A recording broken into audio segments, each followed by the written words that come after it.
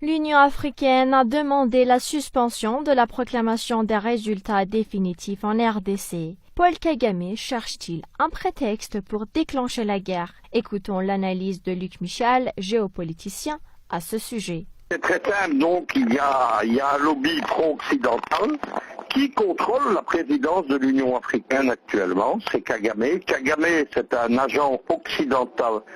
Il a fait de son pays le porte-avions des États-Unis dans la région des Grands Lacs depuis 1995. Il a défrancisé le Rwanda, il l'a fait adhérer au Commonwealth, et il est le grand déstabilisateur et du Burundi et de la RDC. Il est malheureusement encore pour quelques jours à la tête de l'Union africaine, et c'est le dernier mauvais coup qu'il fait à l'Afrique. Il a commencé par instiguer la SADC, qui est l'union régionale des pays d'Afrique australe, dont le Rwanda fait partie avec le Congo. Il est actuellement, de la même façon, il abrite des camps terroristes qui font des frappes terroristes au Burundi.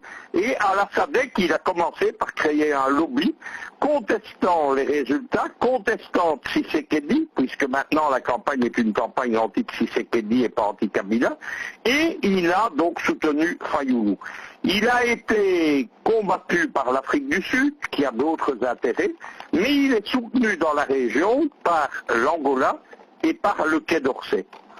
Il a mené également une campagne au nom de l'Union africaine, il est soutenu par Alpha Condé, donc le président de Guinée-Conakry. Ce sont des personnages qui ont un poids considérable parce qu'Alpha Condé a été président de l'Union africaine et lui est encore en place. Pour comprendre qui c'est, moi j'ai publié tout ça, mais on ne va pas revenir là-dessus, mais il y a les preuves de 25 ans de collaboration, notamment avec les réseaux coloniaux belges dans la région des Grands Lacs, qui ont été définis par le journal belge Le Vif l'Express, c'est l'édition belge de l'Express, c'est pas moi qui dis ça, c'est un des piliers de la presse du système belge. Eux parlent d'une France-Afrique à la belge pour ces réseaux, et en collaboration avec eux, avec la Grande-Bretagne et avec les États-Unis, Kagame a participé à toutes les déstabilisations. Il termine une présidence de l'Union africaine sans gloire. Tous ses plans de réforme n'ont pas marché. Il allait faire une super Union africaine sur le modèle de l'Union européenne. Ça n'a pas marché, évidemment. Et il termine par un dernier mauvais coup. Il faut rappeler quelque chose, ce n'est pas la première fois, puisque il y a quelques mois, il a tenu à Paris, avec Macron et le président angolais Lourenço, une réunion qui voulait justement régler le compte de la RDC, sans participant d'un représentant congolais. Le ministre congolais de l'information, Lambert Mende, à l'époque a répondu que c'était une espèce de nouvelle conférence de Berlin en 1885 où on avait décidé du sort de l'Afrique sans les Africains. Et donc il a continué son travail. Il a obtenu lors de cette réunion à Paris, il y a une diplomatie secrète Paris-Kigali.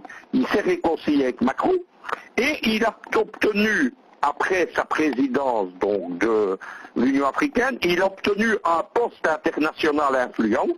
C'est la présidence de l'Organisation internationale de la francophonie par la ministre des Affaires étrangères du Rwanda. C'est une dame comme le régime Kagame qui est anti-française, qui a contribué à la fin du français au Rwanda. Il n'y a plus que la génération qui a connu l'ancien régime qui parle le français, les cours se donnent en anglais, et donc c'est ces gens-là qui ont en main les destinées de la francophonie.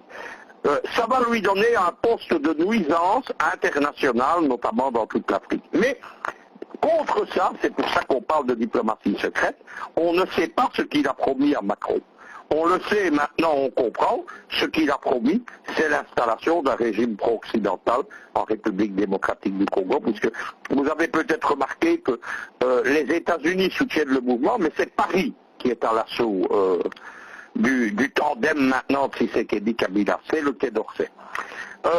Alpha Condé, lui, c'est encore plus simple. Vous savez que le grand déstabilisateur de l'Afrique, c'est George Soros. Oui. George Soros qui a une galaxie de médias qui a une galaxie de fondations, notamment les Open Society Foundation. Il a 2 adjoints puissants, le milliardaire anglo-saoudien, mais il a un passeport britannique, Mo Ibrahim, qui est spécialisé dans les médias, les instituts de sondage, etc. Et l'ancienne présidente du Libéria, Ellen Johnson Sirleaf, qui a auparavant, avant d'être présidente, a été directrice de l'Open Society Foundation, Afrique du Sud, la maison mère. Pourquoi je vous parle de ces gens-là? Ces gens-là travaillent main dans la main avec ce qu'on appelle les vitrines légales de la CIA, dont la NDI, pour prendre en main les élections africaines. En 2010, Georges Soros est devenu le conseiller personnel et privé d'Alpha Condé. Vous avez compris le rôle qu'Alpha Condé joue dans tout cela. Kagame, en utilisant, en abusant de sa position de président de l'Union africaine, il a entraîné d'autres personnalités qui ne participent pas à ce complot, mais qui se sont laissés entraîner. Il y a quelques présidents, il y a le président de la Commission de l'Union africaine, etc. Et donc, il tente le tout pour le tout, c'est d'empêcher la proclamation des résultats et d'arriver à ce que veut l'ONU, c'est-à-dire le Conseil de sécurité inspiré de nouveau par Paris et les Belges, qui siègent au Conseil de sécurité comme membre non permanent depuis le 1er janvier, à un recomptage des voix. Le but de tout ça, c'est plonger le pays dans le chaos. Et ces gens sont prêts à tout, y compris l'annulation de l'élection, pour que la solution Kabila-Tshisekedi ne fonctionne pas. Voilà ce qui est en train de se passer.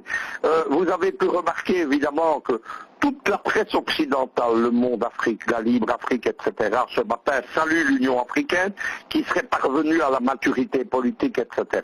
Non simplement, l'Union africaine, elle prouve qu'elle est contaminée par sa fréquentation de l'Union européenne, des Nations Unies, etc. Qu'elle ne joue pas la cause du panafricanisme, mais qu'elle joue la cause de ce que moi j'appelle la recolonisation.